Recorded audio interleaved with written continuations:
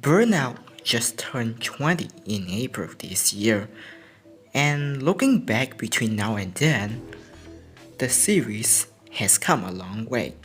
Happy late birthday, Burnout. Burnout 3 Takedown and Burnout Revenge will always be cemented as the best arcade racer of all time. Someone else tried but didn't succeed, while the rest are inspired to make games with similar concept but different playstyle that paved the way to a lot of vehicular combat genre. 3 and Revenge are highly regarded as the best in the series and became top spot for most people's lists. In my case, I still think Rally Cross edges out over a little, but jokes aside, as much as I'm willing to talk about those two games, everyone already did the same, so me being another carbon copy wouldn't justify my decision. Instead, I want to do something different. I want to take a look at some of the games in the franchise that are not highly mentioned and somewhat forgotten, for better or worse. After all, this is what I mostly do on this channel. Today, we will start with Burnout Legends. Welcome to the month of appreciation of Burnout.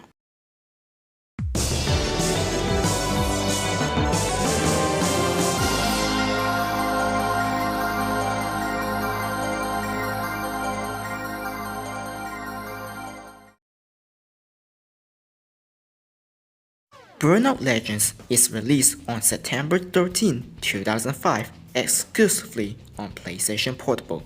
And guess what? It was released on the same day as Burnout Revenge. So that's the first reason this game got overshadowed. But let's continue to dive deeper.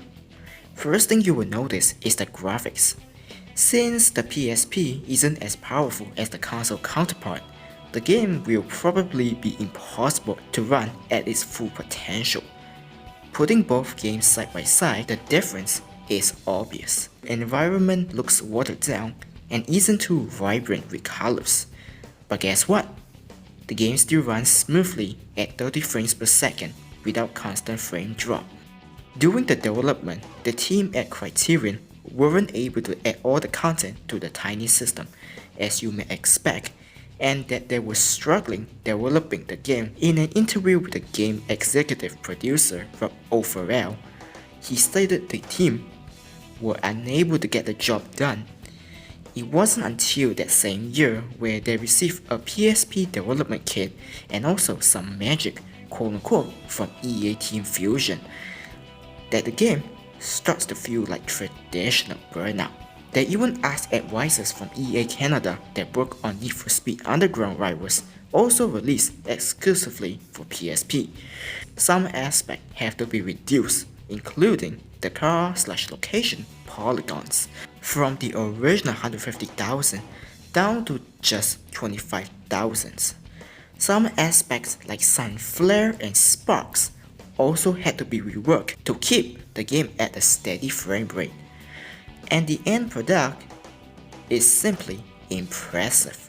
Yes, the graphics might look ahead compared to the console version, but when you have an awesome gameplay experience, does the graphics still matter? Of course not. I simply don't understand why some people out there who were so concerned about graphics that they wouldn't want to play the game just because they don't like the visual. Gameplay is much more important than graphics. If you're one of those people that got upset due to graphics, then something is wrong with you. Speaking of which, let's talk about the gameplay. Burnout Legends works the same as you expected. The controls work as they should be, so you will feel right at home. The premise is simple. Race against your rivals, use your boost to get ahead, and when in doubt, flat out and smash your rivals into the wall. Simple yet addicting gameplay. There's no shortage of fun going at high speed while treading through the traffic unscathed. Like in Burnout 3, you earn boosts by performing dangerous maneuvers like driving towards oncoming traffic, drifting, catching air, and of course taking out your rivals, which not only fills up your boost meter, but also expanding it 2 times longer. But of course, you lose everything if you decide to crash into something else not in your favor. Damn it! I crash. It's okay, I got this. Just watch, I'm gonna make a great comeback no one expected. I crash again! No! The amount of fun taking down your rival is simply unlimited. As there are plethora of ways to do it. Slam your rival in a traffic? Check. Poof! Take that. Push them into a concrete wall? Double check. Bet you didn't see that coming. Making your rivals crash at a specific area to earn signature takedown? Triple check. It took me 3 hours to get this stuff. There are other ways to crash out your opponent, and if I were to talk every single one of them, I would be here all day long. Bottom line, it's just fun to figure out what takedown you can perform, either from different angle, position, or even perspective, and that's what makes it so unique as a whole for this series, which also include aftertouch. Sure, you will be frustrated watching yourself crashing or getting taken out, but it's not over till it's over. Upon crashing, you can slow down time by holding down the shoulder button in an attempt to steer your broken car into the path of your rival and watch them break into pieces too. It never gets old directing your dying car in order to avenge what's left within yourself. But not without its problem. Whenever you enter aftertouch mode, you can just sit back and watch the crashing sequence. There is no skip button to reset the car quickly, which means if there's no other car behind you, you can only just wait a few more seconds to be able to drive again. I don't understand why don't they just add a skip button throughout the series. Yes, Burnout Paradise is the biggest offender for the amount of cameras they added for the crashing. Not something I'm proud of watching myself crashing. Well, at least they let you blow up your car in revenge. But still, I'd rather use a skip button. It feels like a complete chore just sitting there to stare at your lifeless car and how you look like a complete failure. Why are we still here? Just to suffer? Every night, I can feel my leg and my arm, even my fingers. Moving on to the game modes, they remain the same. Race, where you battle against 3 other rivals for 3 laps. Road Rage, where you go insane and crash everyone out. In other words, you are a maniac. Wibowo Eliminator. Those in last place each lap gets eliminated. Face off, you go head to head with a rival with a faster car to try to unlock their car. Burning lap, you take a fast car to try to get the fastest lap, which is pretty easy compared to Burnout 3 and Revenge in my opinion. I don't know about you, but in most of the events, I managed to finish 2-3 seconds ahead of the given lap. Pursuit, returning from Burnout 2, where you play as a cop and attempt to crash your rival out in a given amount of time, which would inspire them to make another game with similar concept 5 years later. Sure, there are only few game modes, but those events are very fun from start to finish and it never gets old. Quality over quantity. While I truly enjoy the pursuit, it can be somewhat challenging to get gold. At some part of the track, the AI will use boost to pull away from you, and even if you use boost, you still can't seem to catch him. Not to mention, whenever you're so focused on catching the rival, there's a high chance you could cause yourself to crash from either traffic or surrounding. Sometimes when you're too ahead, you will have to slow down to let the AI get ahead, which gives a chance for the AI to run away while boosting. To the point that it feels a little unbalanced. At the beginning, it's easy to get gold, but then down the road to downtown, it becomes a habit to earn bronze and silver. Does anyone else experience this too? Let me know below. There are a total of 18 tracks which are collections for the first 3 Burnout games, and I'm pretty happy with it since I played those games so much that I was able to memorize the track layout easily. Even so, some tracks are riddled with too much traffic and tight section that it becomes impossible to clear a race without crashing.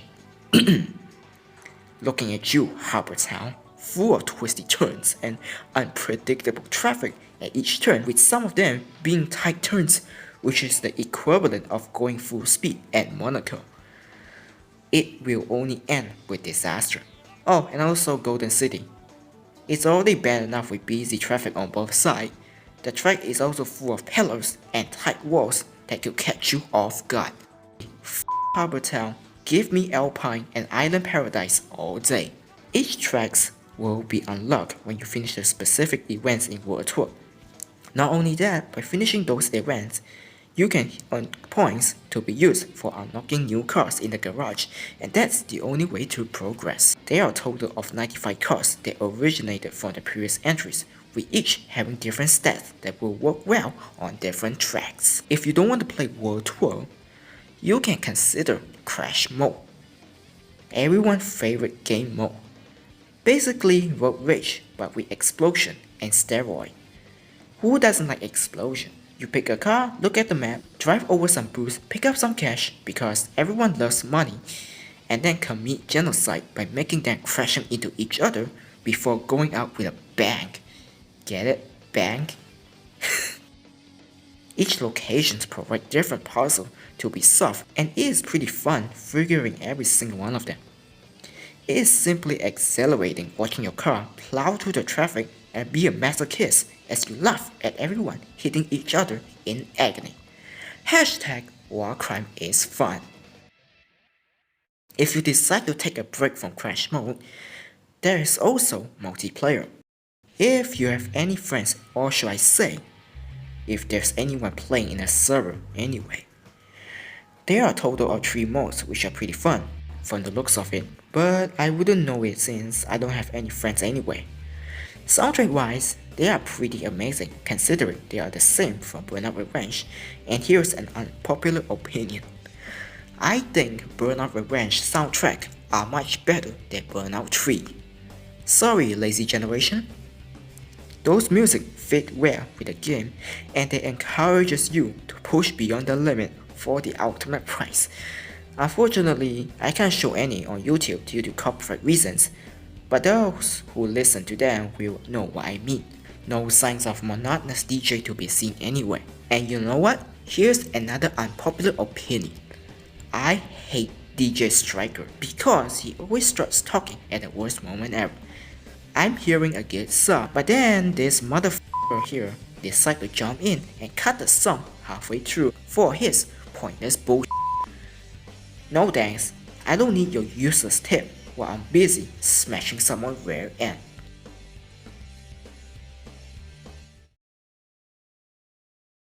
That's all I gotta say with Burnout Legends. The gameplay remains the same as Burnout 3, and I'm glad they never changed anything else. Since the game is only on PlayStation Portable, obviously graphic department will take some hit, but I'm fine with it. In fact, I'm even more impressed that they were able to bring the project to succession. Gotta give some credits to those at Criterion. They did the impossible and pushed the game to the absolute limit. Because of this game deserves to have more attention instead of just Burnout 3 and Revenge. Burnout Legends and coincidentally Revenge were the last game to be made by Criterion before taking few years off the spotlight before returning with Burnout Paradise 3 years later. But in between those years, there's another game that was released, but it was not well received by the fans to say the least. Next time on Burnout Month of Appreciation, we are gonna take a look at... Wait, hang on, what's going on? What is this? Burnout Legends on DS?